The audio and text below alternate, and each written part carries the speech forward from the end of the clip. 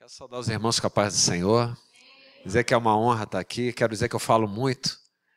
Então os irmãos se preparem a Bíblia, porque quando nós começamos, só o Espírito diz para parar na hora que tem que parar. Pastor Sávio me falou que aqui os irmãos não param antes da meia-noite, então estou vendo aqui, tem muito tempo para a gente aqui. Amém? Meu nome é Odemar. Meu pai se chamava Odemar, minha mãe quis fazer uma média com ele, me chamou de Odemar também. Mas desde pequeno ninguém me chama de Odemar, né? Só as pessoas que não me conhecem, né? Desde pequeno as pessoas me chamam de Mazinho. E depois aceitei o convite do Ministério Pastoral chamado do Senhor, Pastor Mazinho. Não ia deixar me chamarem de Pastor Odemar, né? E já estou na igreja já há 44 anos, que é o tempo que eu tenho de vida. Sou nascido e criado na Igreja Metodista de Realengo.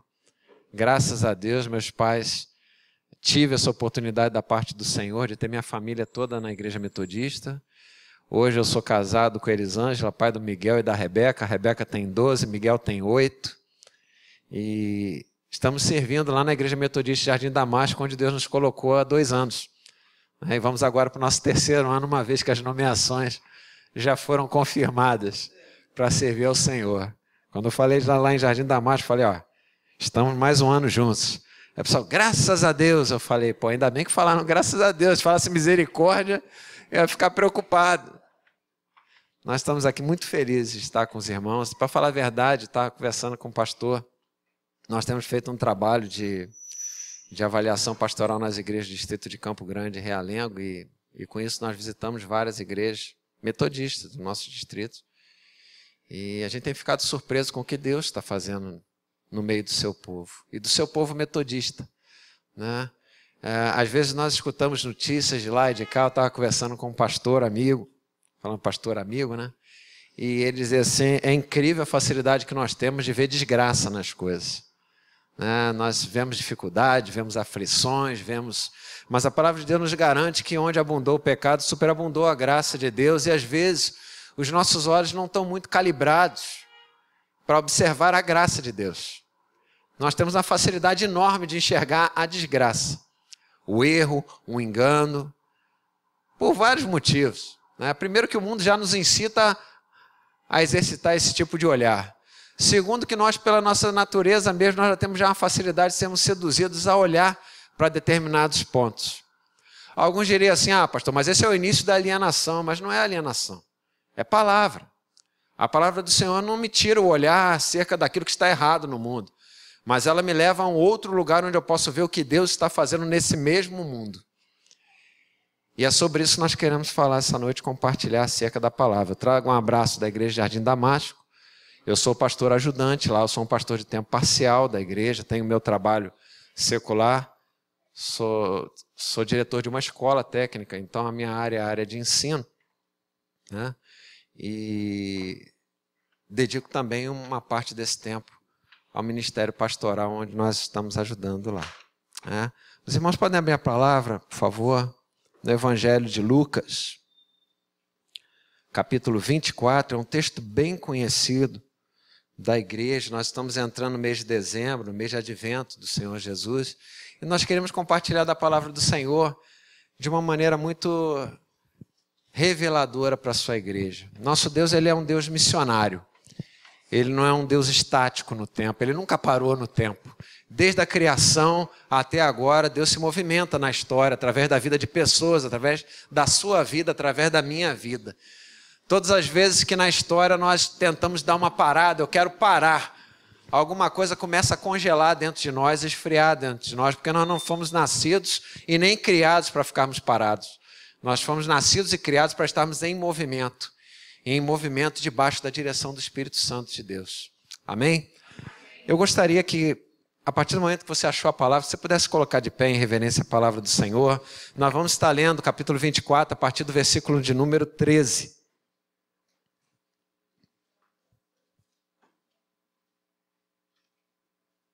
Amém? Quem achou, diga amém. Quem não achou, diga, por favor, espere por mim. Vou dar um tempinho. Se você não está com a palavra, não se acanhe. Chegue perto do seu irmão e compartilhe a palavra do Senhor. Diz assim a palavra do Senhor. Naquele mesmo dia, 2 deles estavam de caminhos para uma aldeia chamada Emaús, distante de Jerusalém, 60 estádios. E iam conversando a respeito de todas as coisas sucedidas. Aconteceu que, enquanto conversavam e discutiam, o próprio Jesus se aproximou e ia com eles. Os seus olhos, porém, estavam como que impedidos de o reconhecer. Então lhe perguntou Jesus: que é isso que vos preocupa? E de que ides tratando à medida que caminhais? E eles pararam entristecidos. Um, porém, chamado Cleopas, respondeu, dizendo: és o único, porventura, que tendo estado em Jerusalém, ignoras as ocorrências desses últimos dias? Ele lhes perguntou: quais? E explicaram: o que aconteceu a Jesus, o Nazareno, que era varão profeta, poderoso em obras e palavras, diante de Deus e de todo o povo, e como os principais sacerdotes e autoridades o entregaram para ser condenado à morte e o crucificaram. Ora, nós esperávamos que fosse ele quem havia de redimir a Israel, mas depois de tudo isto, é já este o terceiro dia desde que tais coisas sucederam. É verdade também que algumas mulheres, das quais conosco estavam, nos surpreenderam, tendo ido de madrugada ao túmulo e não achando o corpo de Jesus, voltaram dizendo terem tido uma visão de anjos, os quais afirmam que ele vive. De fato, alguns dos nossos foram ao sepulcro e verificaram a exatidão do que disseram as mulheres, mas não viram. Então lhes disse Jesus: ó nécios e tardios de coração, para crer tudo o que os profetas disseram. Porventura não convinha que o Cristo padecesse e entrasse na sua glória? E começando por Moisés, discorrendo por todos os profetas, expunha-lhes o que a seu respeito constava em todas as Escrituras. Senhor, essa é a tua palavra, Pai. Nós estamos nesse lugar para termos um encontro contigo, Senhor. Portanto, revela, Senhor, a tua vontade aos teus filhos e filhas, no nome de Jesus. Amém e amém. Podeis assentar, queridos.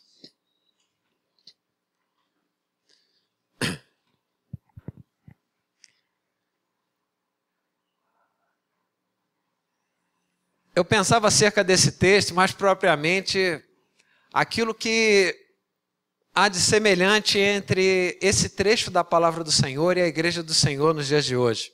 Né?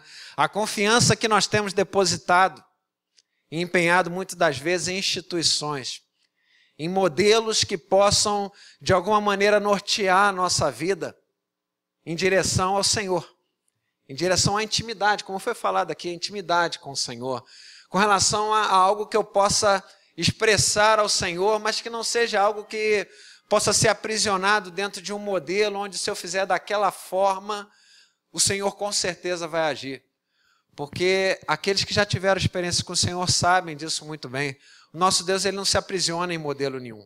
Ele é o Senhor da história, ele se manifesta como ele quer, em quem ele quer, no momento em que ele quer. Há um cântico antigo que diz assim: nesse dia feliz, nesse santo lugar, eu marquei um encontro com Deus. Seu amor é real, sua paz gozarei, eu marquei um encontro com Deus. Né? Quando você se dispõe no teu coração a vir nesse lugar aqui, na realidade o Senhor já está fazendo essa leitura da tua vida. Antes que a palavra me chegasse à boca, o Senhor já sabia. O salmista que tem experiência com o Senhor, ele fala no Salmo 103, bendize a minha alma ao Senhor, e tudo que há em mim bendiga o teu santo nome. Ele é aquele que corrige, é aquele que sara a minha iniquidade, e é aquele também que cura a minha enfermidade. É aquele que, quando a minha alma está próxima da morte, ele vai lá e resgata, e ao mesmo tempo me coroa de graça e de misericórdia. Alguém que é capaz de escrever esse tipo de coisa é alguém que você pode dizer assim: esse conhece o Senhor. Infelizmente, nós não podemos dizer a mesma coisa desses dois discípulos do texto de Lucas, que estão caminhando para Emaús. Eles tinham sofrido uma decepção. Eles estavam frustrados. Eles até então acreditavam que Jesus era aquele que vinha para redimir Israel, isso é, livrar de todo o domínio romano e estabelecer um reinado do Senhor. E quando nós falamos de estabelecer um reinado do Senhor nos dias de hoje, está meio difícil. Não de estabelecer, mas de entender esse reinado do Senhor. Porque o reinado do Senhor, ele não é estabelecido pelo conhecimento humano, mas pela fé. Isaías capítulo 53 pergunta assim: quem creu na nossa pregação? E quem conheceu o braço forte do Senhor? Uma vez eu estava pregando, o irmão falou assim no final, o irmão muito querido, falou assim: pastor, não entendi nada do que o senhor falou. Aí eu falei: querido, mas não é para entender, é para crer. Às vezes nós queremos entender muitas coisas do Senhor e não cremos naquilo que o Senhor está fazendo, não cremos naquilo que Ele vai fazer, não cremos que Ele pode agir na nossa vida e na nossa história. Repetidamente oramos ao Senhor, pedimos ao Senhor e muitas das vezes na nossa própria oração nós estamos não crendo que Ele pode mudar aquilo que nós estamos pedindo a Ele. Esses dois irmãos aqui, nossos discípulos do Senhor, andaram com o Senhor, não eram dos 12, mas eram um dos 50 que estavam lá caminhando com o Senhor. Cleopas era tio de Pedro, estava bem próximo ali, estava vendo os acontecimentos, eles relatam isso no texto, que enquanto eles estão caminhando, eles estão entristecidos, porque se havia alguma esperança de ser estabelecida uma novidade de vida, uma nova história de vida, aquela esperança já tinha acabado. Ainda havia uma promessa de que se permanecesse em Jerusalém mais 40 dias, porque a palavra já tinha dito que depois de 40 dias eles seriam revestidos do poder que Atos 2 vai dizer que é o batismo do Espírito Santo. Mas a tristeza era tão grande, a falta de fé era tão grande, que eles disseram: não, vou para Emaús, 12 quilômetros dali. Hoje, se a gente andar daqui até a esquina, a gente já fica meio cansado. Mas naquela época não tinha muito dessa coisa, não, era sandália. Então você tinha que andar. E eles estavam caminhando. E o texto da palavra diz que durante a caminhada, durante a tristeza, Jesus vem e se aproxima deles e caminha com eles. Ele não chega dizendo assim: oi gente, voltei. A palavra diz que Jesus se aproxima e caminha com eles. Porém, os olhos deles estão entristecidos e não conseguem reconhecer. Eles caminham um pouco. E Jesus talvez estivesse na expectativa de que eles espontaneamente abrissem seu coração para Ele. Como nós chegamos no culto, às vezes nem percebemos que estamos dentro do culto e na casa do Senhor, né? A gente passeia pelas igrejas, a gente percebe, às vezes a pessoa chega naquela ânsia, ou vem do trabalho, ou vem de casa correndo, entra na casa do Senhor, depois lá no louvor é que começa a entrar na presença de Deus, depois na palavra é edificado, quando na realidade, se a gente parasse para pensar um pouquinho, eu já deveria vir com meus pés preparados desde casa, para quando eu chegar na casa do Senhor, eu ter a sensação gostosa de que eu estou entrando na embaixada de Deus.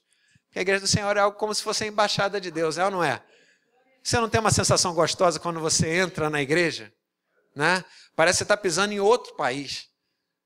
Mas da mesma forma, quando eu saio daqui também, eu estou representando esse país do qual eu faço parte, que é o reino de Deus. Né? O Senhor Jesus se aproxima deles e pergunta: o que está acontecendo? Nós hoje cantamos assim: o Senhor som dos nossos corações. Né? Mas aqui ele pergunta de uma outra forma: o que está acontecendo? E eles repreendem Jesus, eles não reconhecem Jesus. Será possível? Você é o único que esteve em Jerusalém e não sabe o que aconteceu? E eles contam: não, conta aí. E eles começam a narrar para Jesus o que tinha acontecido. Que havia um varão profeta chamado Jesus, rico em prodígio, rico em milagre, operava. Mas ele foi condenado e morto. É bem verdade, o texto só falta dizer isso, né? Que umas mulheres foram lá no sepulcro e disseram que o corpo não estava mais lá, mas quando nós fomos, nada vimos. E nesse momento Jesus interpela eles e fala: poxa, nossa, vocês são tão tardios de coração, porque vocês estão tentando entender essas coisas ao invés de crer naquilo que foi levado a vocês, crer na promessa de Deus, crer na palavra de Deus. E aí ele começa a resgatar, e olha que 12 quilômetros dá para resgatar bem a história de um povo que teve intimidade com o Senhor, mas que teve também dificuldade de entender quem era o Senhor da sua história. Ele fala dos profetas, mas antes de ir para os profetas, eu recuperaria logo Atos 17, que é quando Paulo está saindo, fugido da Tessalônica, e ele vai para Atenas. E depois ele espera Silas chegar. Capítulo 17 diz que ele chega em Atenas e espera os outros chegarem. Quando ele está em Atenas, ele começa a olhar e andar e passear pela cidade e verifica que foram estabelecidos vários altares naquele lugar. O altar para Diana, deusa da fertilidade, o outro altar para o deus Sol, o outro para o deus Chuva, o outro para o deus tal. E aquilo começa a incomodar o coração de Paulo. Chama, o que é isso?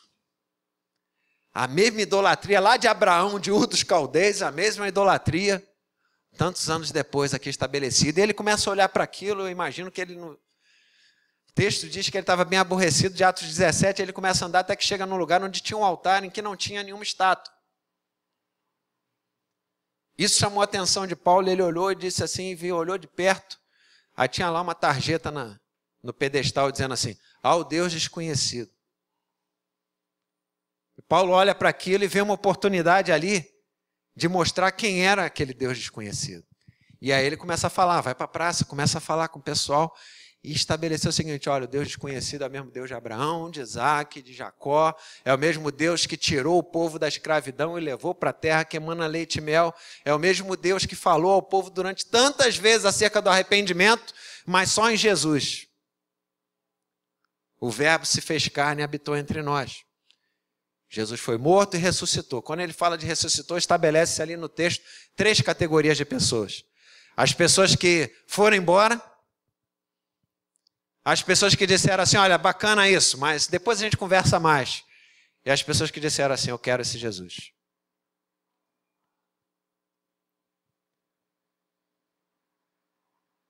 O Deus desses discípulos ainda não era um Deus conhecido. Eles ainda não criam, eles ainda não conheciam. Eles não criam na pregação de Jesus e não conheceram o braço forte do Senhor. A caminhada do povo é algo semelhante ao profeta Ezequiel, no capítulo 47 do livro de Ezequiel, quando ele fala acerca das torrentes purificadoras. E o texto diz que ele foi levado a um lugar onde havia um templo, e no templo havia um altar. E nesse altar começava a brotar uma água que corria do templo. Ela começava do centro, ela começava do lado direito, e ela corria como um filete pequeno. E o homem disse a Ezequiel, olha, entra nesse rio.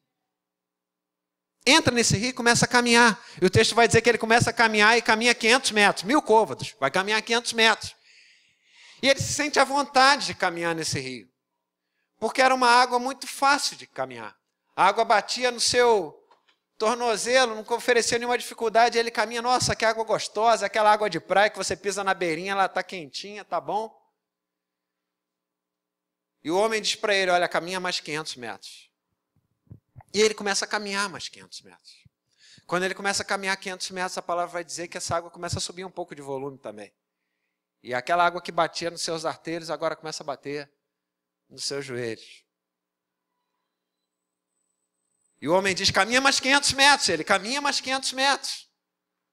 E aí a água que batia no joelho começa a bater no seu lombo. E aí ele começa a perceber uma coisa. Que aquela água que começou tão tranquila, agora já se transforma num rio, e um rio que tem correnteza, quer levar para um lugar. E o Espírito diz, caminha mais um pouquinho, mais 500 metros. E aí ele percebe que se torna um rio difícil de caminhar. E ele tem que tomar uma decisão. Porque o rio já começa a querer levar, ele tem vontade, ele quer levar a determinado lugar. E aí ele tem que tomar uma decisão, eu vou deixar esse rio me levar? Ou eu vou voltar do lugar de onde eu vim? O fato é que eu preciso tomar uma decisão. Quando ele olha para a margem do rio de onde ele saiu, a margem não era mais a mesma. Porque o texto vai relatar que ele começa a enxergar árvores na margem do rio. Aquelas árvores não estavam lá? Ou aquelas árvores foram criadas depois que ele entrou no rio? Porque quando nós entramos na dimensão do Espírito, nós começamos a enxergar coisas que nós não enxergávamos antes. Isso não é alienação, isso é fé. Isso é fé daquilo que Deus pode fazer, daquilo que Deus pode transformar. Moisés, quando foi chamado, Êxodo capítulo 2, o texto começa falando que ele estava apacentando um rebanho à beira do Monte Horebe, e o Senhor fala com ele. E havia uma sarça ali que estava ardendo, ele começou a olhar, não entendeu bem aquele negócio ali, e se aproximou e olhou, coisa maravilhosa. O texto diz isso, você pode ler depois para complementar. O tempo é curto aqui, eu vou falando a palavra, você vai guardando as referências, depois você mergulha no texto para tirar mais, para edificar a tua vida. Ele observa a sarça. A sarça tem um fogo, mas o fogo não consome a sarça. Aquilo chama a atenção dele, ele diz, que coisa maravilhosa, eu quero chegar perto para ver. Quando ele chega perto, o Senhor fala com ele: Moisés, tira as sandálias, porque o lugar que você está é um lugar santo. E Deus diz para ele assim: agora que eu tenho a tua atenção, agora eu vou dizer o que eu tenho para você. Eu sou Deus de Abraão, de Isaac, de Jacó, que livrei o povo no passado, e agora eu quero livrar o meu povo que está escravo. O tempo de José já passou, o tempo da fartura já passou. O povo voltou a ficar desobediente, e por causa disso ele entrou em escravidão. Aliás, tem outro trecho da palavra que diz que onde não há profecia, o povo se corrompe e morre. Porque nós dependemos da palavra profética do Senhor para a nossa vida. Todos os dias. Todos os dias. Moisés está ali e ele é pego de surpresa. Às vezes nós somos pegos de surpresa pelo Senhor. Às vezes você é pego de surpresa pelo Senhor. O maravilhoso de ser pego de surpresa pelo Senhor é: Ele me escolheu para fazer alguma coisa. Moisés foi escolhido no texto. E ele diz para o Senhor assim: Senhor, eu não posso fazer essa obra, porque a minha língua é pesada, minha boca é pesada. E Deus diz para ele assim: ué, e eu vou te dar Arão.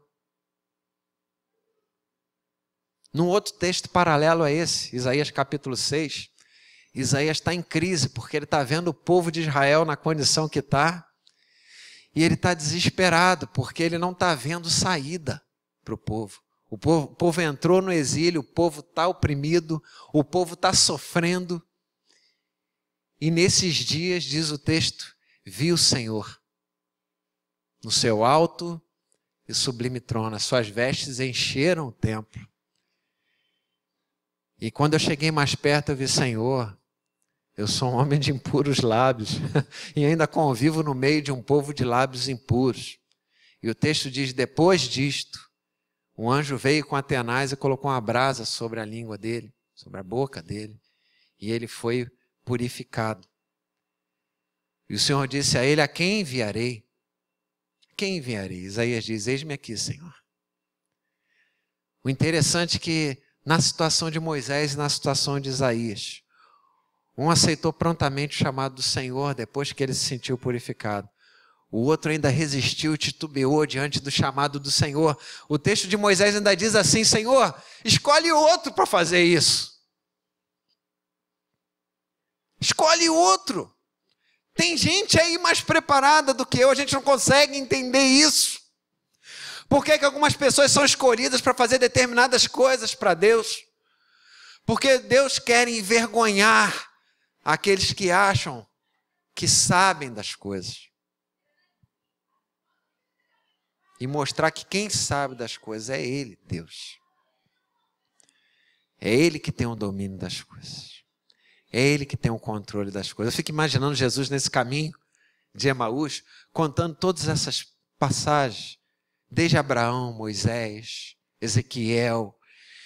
E aquilo começa a trazer algo começa a se mover, algo começa a se resgatar. Hoje, quando nós lemos essas passagens, alguma coisa nos incomoda. Porque é algo que nós percebemos como um Deus que não está parado, é um Deus que se movimenta, e Ele não se movimenta fora de mim, Ele se movimenta dentro de mim. Aquele momento do louvor, da adoração, que você está à vontade, você está querendo dar um grito, Senhor! E você guarda aquilo que nós chamamos de igreja latente. A igreja latente é aquela que não sai, é aquela que fica presa aqui dentro. O Espírito de Deus está falando. A palavra está falando. O amor de Deus está se manifestando. Mas a minha boca não consegue. Não consegue colocar para fora. Tem alguma coisa que está agarrado. Nós dizemos assim, é o diabo. Também é, mas não é só ele. Não é só ele. Porque a escolha é minha. A escolha é minha. A escolha de adorar o Senhor é minha.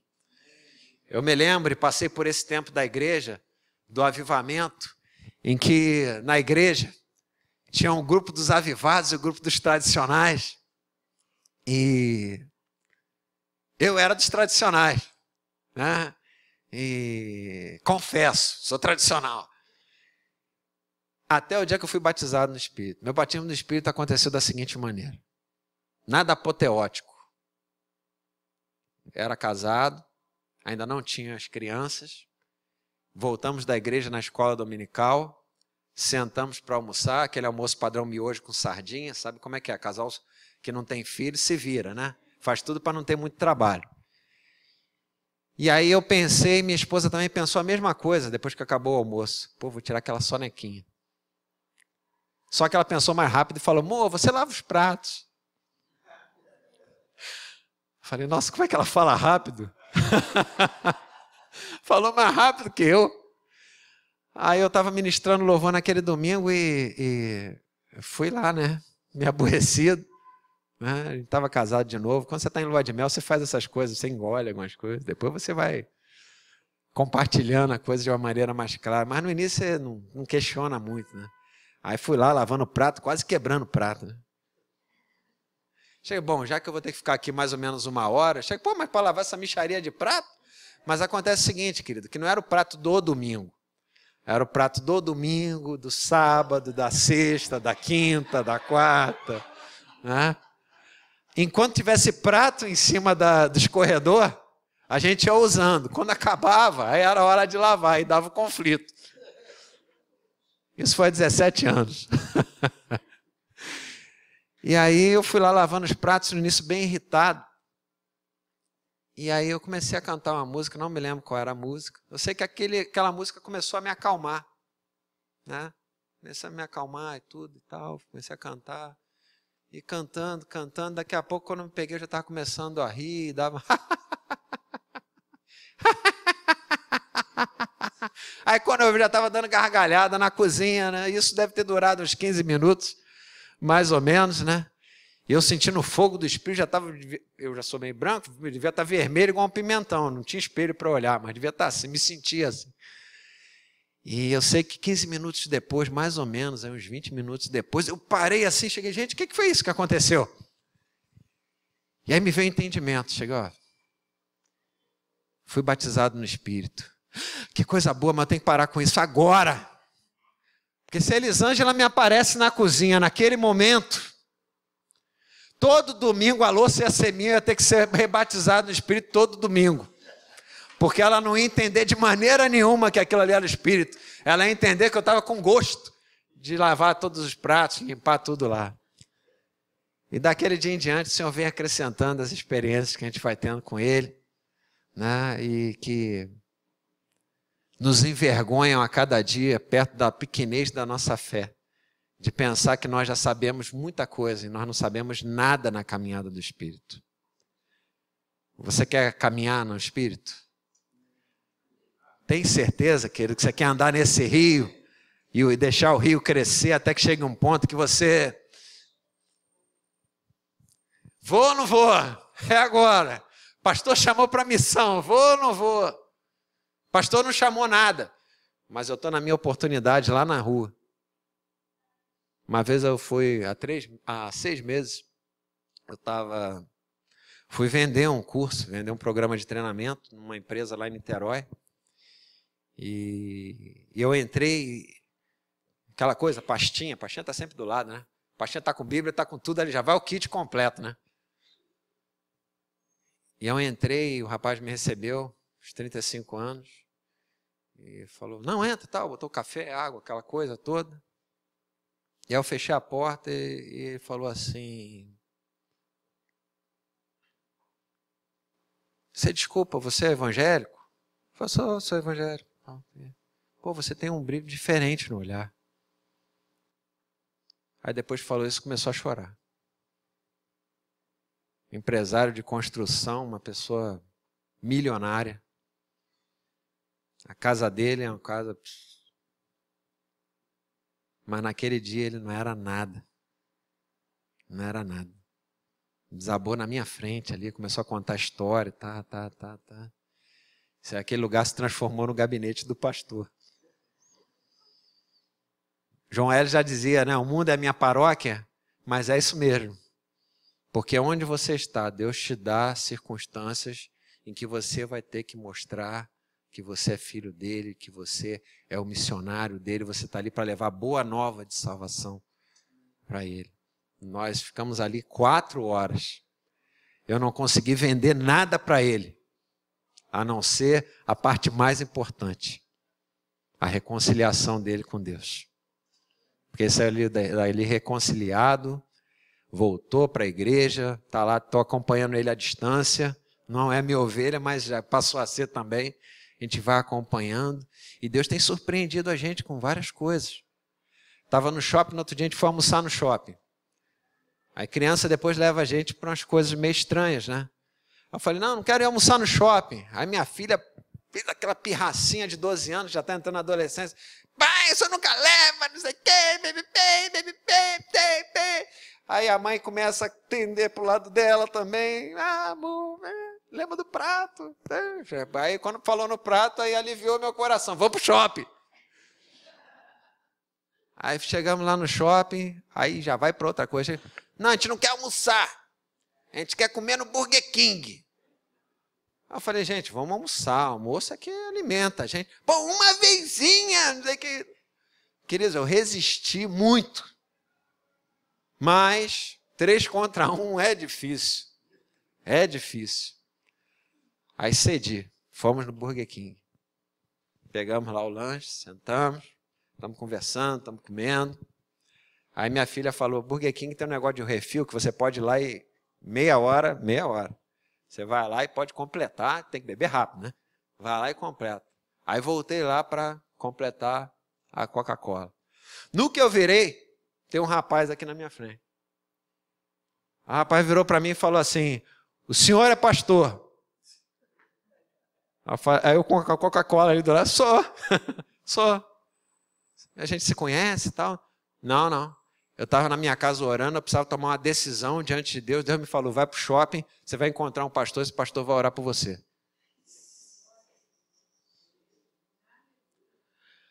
Aí eu entrei numa dificuldade. Que nós estávamos no corredor, todo mundo passando, eu com a Coca-Cola na mão, o pessoal me olhando lá, estranhando, não sabia se eu estava sendo assaltado, se eu estava conversando com um amigo. Não sai daqui. Fui lá, botei a Coca-Cola lá na mesa. Quem é? Espera aí. Aí voltei lá, botei a mão em cima da pessoa. Querido, e todo mundo passando no shopping. Em nome de Jesus. Pão. Aí ele se ajoelhou. Aí que ficou bom mesmo. Ajoelhou. Nos abraçamos, nunca mais o vi. Mas pelo que ele falou e pelo que aconteceu, eu entendi que era de Deus mesmo aquele momento ali, separado para aquilo. Aí depois eu sentei, expliquei, aí porque chega tem logo a questionamento, né? O que foi aquilo? Falei, eu não sei o que está acontecendo. Eu sei que Deus está querendo fazer, que Deus está querendo pessoas para fazer a obra dele acontecer. Não são pastores, são homens e mulheres lavados e remidos pelo sangue do Cordeiro, que mergulharam no rio e disseram, eu quero que o Espírito me leve. Eu quero que o Espírito me leve. Alguém poderia dizer assim, porque isso é quase que mortal quando bate de frente com a teologia da prosperidade. Que as pessoas estão preocupadas com a bênção. Eu fui na igreja para receber minha bênção. Cadê minha bênção? Parece até que ela está no bolso. Está aqui, ó. Toma tua bênção, filho. a nossa bênção, a nossa coroa de graça e misericórdia é um sentimento que nós temos no coração que ninguém pode dar. Em que você não foi somente usado pelo Senhor, mas que o Senhor coloca uma palavra no teu coração assim, ó, aprovado. Você se sente aprovado. Você se sente aprovado. Pum. Você não foi só usado. Porque tem muitas pessoas que estão sendo usadas, mas não estão aprovadas. As pessoas podem ser usadas, mas não estão aprovadas. Vou dar um exemplo para você. Um exemplo que entrou na história. Raabe era uma prostituta. Vamos recapitular um pouquinho. O povo está caminhando no deserto. Josué capítulo 2. Então, para atravessar o Jordão, tem lá a cidade fortificada de Jericó. Josué manda 2 espias entrarem em Jericó. Não fala quais são os nomes dos espias. Eles entram e se hospedam numa estalagem. Quem toma conta da estalagem é Raabe. O rei toma conhecimento de que o povo de Israel está lá do lado de fora. 3 milhões de pessoas. 600 mil qualificados para a guerra. O bicho vai pegar. E que tem 2 desses que estão lá dentro da cidade. O rei manda lá, ó, cadê eles? Eu quero esses caras, me dá esses caras. Raabe foi e mentiu. Não, eles passaram por aqui, mas não sabia nem que eles eram de lá e tal. Já saíram, já foram embora e tal. Na realidade, escondeu eles no terraço. E depois disseram, ó, na realidade, eu acredito no mesmo Deus de vocês. Eu quero esse Deus de vocês, eu quero uma aliança com esse Deus de vocês. Porque a vida que eu estou tendo aqui não pode ser de um Deus. Não pode ser. Idolatria, prostituição, luxúria, roubo, morte. Um Deus de verdade tem que ser um Deus que promova a vida.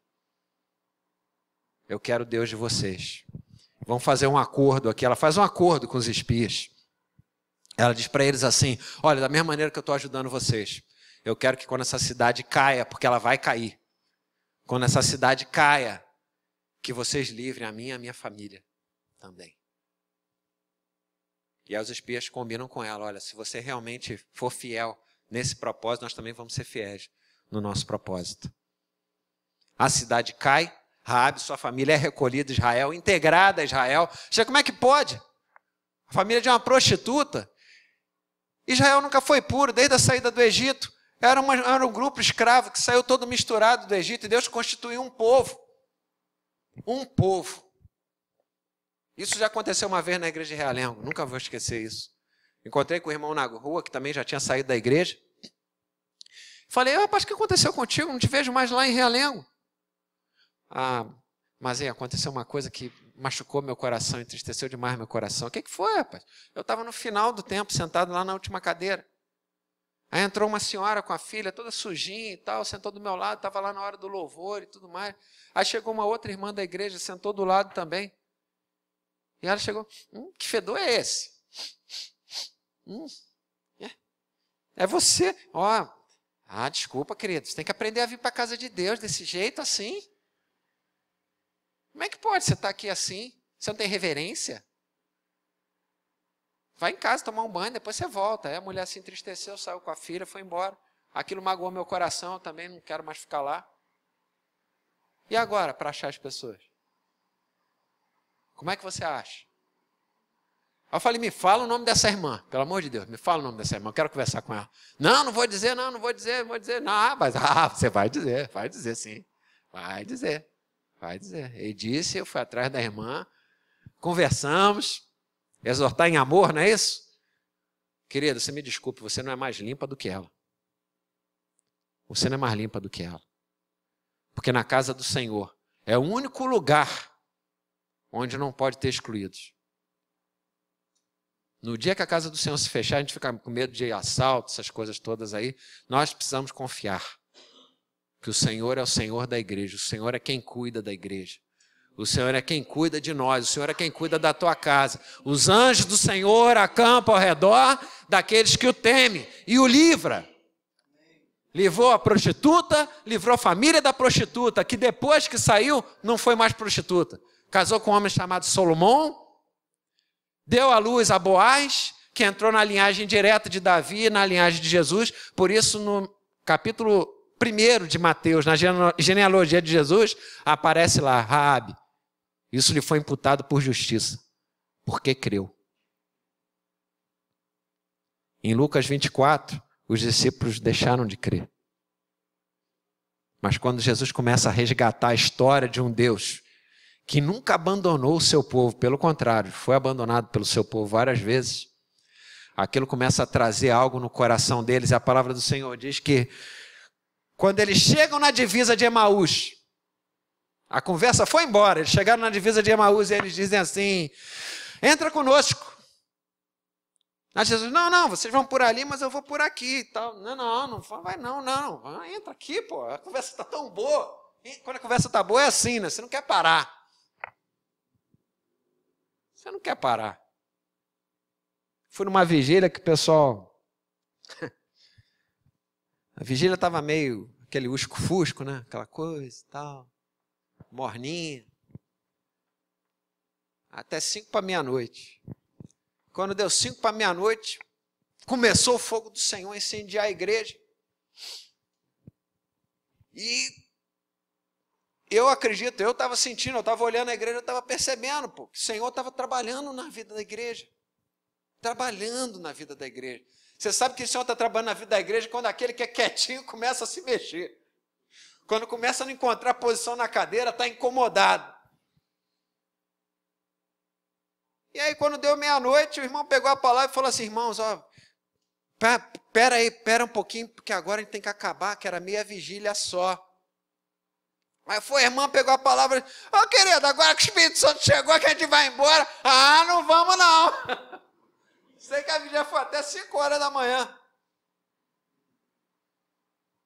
Tinha mais ou menos as 500 pessoas naquele lugar. Eu não contei, porque também estava envolvido no mover e tudo, mas eu me lembro, quando chegou de manhã, estava todo mundo lá, dentro da minha ótica. Porque quando Deus faz, eu não tenho dúvida de que é Deus que está fazendo. Nós não podemos ter dúvida de que o Senhor é o Senhor da igreja, que o Senhor é o Senhor da minha vida, que se Ele prometeu, assim Ele vai cumprir, porque a palavra do Senhor não volta vazia. O texto diz que ela vem como se fosse uma chuva, varre tudo. Ela só volta, só evapora depois de ter feito aquilo que ela veio para fazer. É assim a palavra do Senhor nessa noite. Entra conosco em Emaús. E Jesus entra. Jesus é convidado a entrar. E a palavra do Senhor diz que eles se sentam para participar da ceia do Senhor, uma ceia mesmo, né? Os alimentos e tudo mais. E no partir do pão, eles percebem que era Jesus que estava no meio deles. Só que ao mesmo tempo que eles percebem que Jesus estava no meio deles, ele já não estava mais ali. Diz assim o texto. E aí eles entendem que na realidade eles teriam que voltar para Jerusalém, porque na realidade eles nem deveriam ter saído de Jerusalém. E aí eles retornam para Jerusalém e contam aquilo que aconteceu, e como Jesus ia falando com eles na viagem, e como nós esperamos um Jesus que chegue e diga assim para a gente, você está errado, corrige isso, corrige aquilo, mas ele não faz isso. Ele não faz isso. Não conheço ninguém que ele tenha feito isso até hoje. Eu conheço um Jesus igual da caminhada de Emaús. É aquele que chega perto de nós, pergunta o que está acontecendo conosco, mostra a glória dele e quer ter comunhão conosco. O Senhor quer ter comunhão conosco, porque nós temos algo a fazer no nome dele. O texto diz que os discípulos, quando estavam no caminho, né, e reconheceram que era Jesus e falaram assim, como nós não conhecemos que era ele, se nos ardia o coração.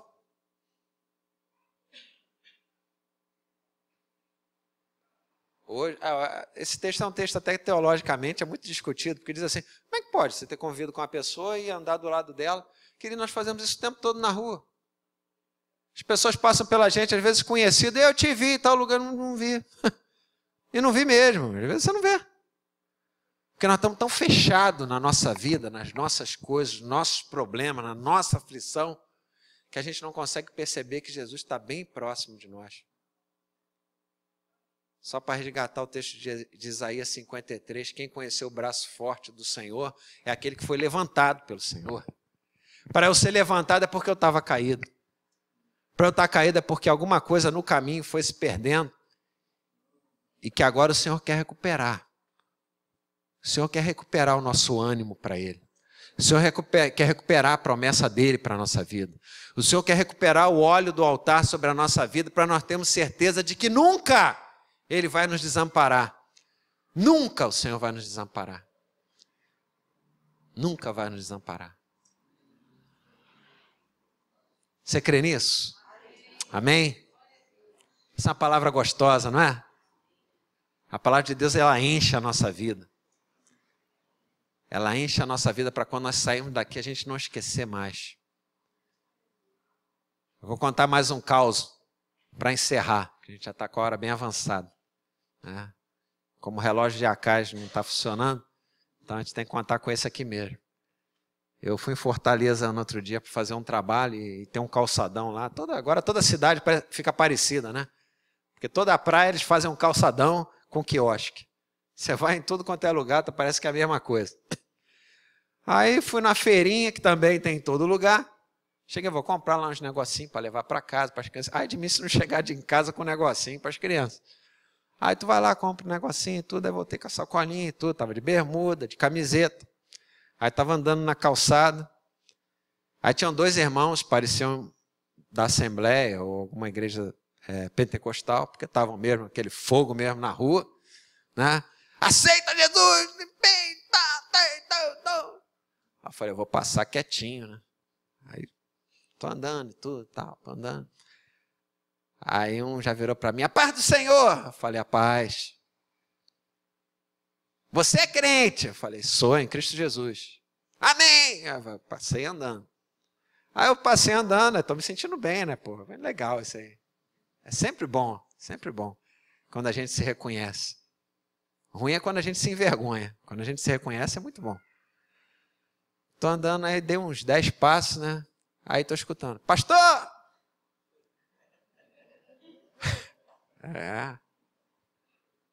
Aí eu, impossível. Continuei andando. Pastor! Aí continuei andando. Ô, pastor! É o senhor mesmo. Aí são os dois irmãos. Ah, pastor, ele está chamando o senhor. Eu falei, como é que você sabe que eu sou pastor? Ah, pastor, papai do céu já falou. Aí eu falei, então vamos fazer o seguinte. Ora por mim, ajoelhei lá, calçadão, todo mundo passando, ora por mim e tal. Aí eu falei, agora o senhor que ora por mim. Aí a gente se abraçou, aí conversamos, aí foi uma festa. Deus quer nos reconhecer, queridos. E Ele também quer que nós o reconheçamos. Quer que nós o reconheçamos. Quer que nós nos fortaleçamos nele. Quando esse desafio é dado à igreja do Senhor, alguma coisa Ele quer fazer. Alguma coisa Ele quer fazer. Aliás, eu vou completar. Alguma coisa boa e tremenda Ele quer fazer. Você quer isso? Amém. Diga assim, eu quero que o Senhor faça algo tremendo na minha vida. Amém? Se coloque de pé, querido, em nome de Jesus. Em nome de Jesus. Nosso Deus, Ele é assim. Nós não conseguimos aprisioná-lo dentro dos nossos modelos. Nós simplesmente queremos que Ele tenha liberdade para agir na nossa vida. Amém? Feche seus olhos, vamos orar ao Senhor. Deus, nós te louvamos por essa noite, Senhor. Eu quero nessa noite abençoar o meu irmão, a minha irmã, na certeza de que a Tua palavra, Senhor, é como uma semente bem plantada, Senhor. Ela cresce debaixo da Tua graça, porque é Tu que dás o crescimento, Senhor, e no devido tempo ela dá o seu fruto, Pai. Que o meu irmão, minha irmã, possa, diante das oportunidades que eles vão ter ainda nessa semana, Senhor, de testemunhar o Teu amor e a Tua graça, Senhor. Não porque eles são, porque nós somos melhores ou piores do que alguém, mas porque o Senhor tem procurado homens e mulheres para manifestar o Seu amor, a Tua graça nesse mundo que precisa de Ti, Senhor. Eis-me aqui, Senhor. Eis-nos aqui, Senhor. Usa-nos, Senhor, debaixo da Tua vontade, Senhor. Nós queremos ser ungidos por Ti, Senhor. Nós queremos ser usados por Ti, Senhor. Nós queremos ser aprovados por Ti. Faça assim, Senhor, conforme a Tua vontade, no nome de Jesus. Amém. Amém. Eu queria que, se você está tendo alguma dificuldade na sua vida, na caminhada, na tua caminhada de Emaús, na dificuldade de carregar a cruz, na dificuldade de acreditar que Deus é suficiente para fazer a sua história mudar. Que você viesse ao altar do Senhor, eu quero orar por você. Se é um problema familiar, se é um problema pessoal, se é um problema no teu trabalho, se é um problema na tua escola, Deus não está olhando para o tipo de problema, Deus está olhando para a tua atitude de fé, em saber que Ele pode resolver e que Ele vai resolver essa noite. Se essa for a tua escolha verdadeira, você não vai precisar vir ao altar do Senhor 10 vezes para pedir a mesma coisa. Existe um canto que diz assim, uma só palavra que o Senhor mandar pode fazer a minha vida mudar. É esse Deus que eu creio. Você crê nesse Deus? Amém? Deus, em nome de Jesus, dá-nos um sinal do Teu poder, Senhor, assim como Tu fizeste com Moisés, Senhor, assim como Tu fizeste com tantos homens e mulheres escolhidos por Ti, Senhor. Dá um sinal na mão do meu irmão, da minha irmã, Senhor, para que ele creia. Que seja qual for a aflição, a frustração, o desânimo que se abateu sobre a vida deles, maior é Deus para fazer muito mais do que nós pensamos ou que nós pedimos, Senhor. Eu te peço em nome de Jesus, como ministro do Teu Evangelho, surpreende o meu irmão e a minha irmã, Senhor. Surpreende, Senhor. Que os olhos dos Teus filhos e filhas possam abrir diante da Tua presença, Senhor, e eles possam ver aquilo que o Senhor vai fazer. Que isso seja testemunhado nesse lugar, Senhor, como prova de que o Senhor é o mesmo Deus de ontem, de hoje e de sempre. Que Tu és santo, santo, santo e tremendo, Senhor. Eu te entrego, Senhor, a vida dos Teus filhos e filhas nas Tuas mãos, Senhor. Ministra sobre eles, Senhor, com a Tua unção. No nome de Jesus. Amém e amém. Louvado seja o nome do Senhor.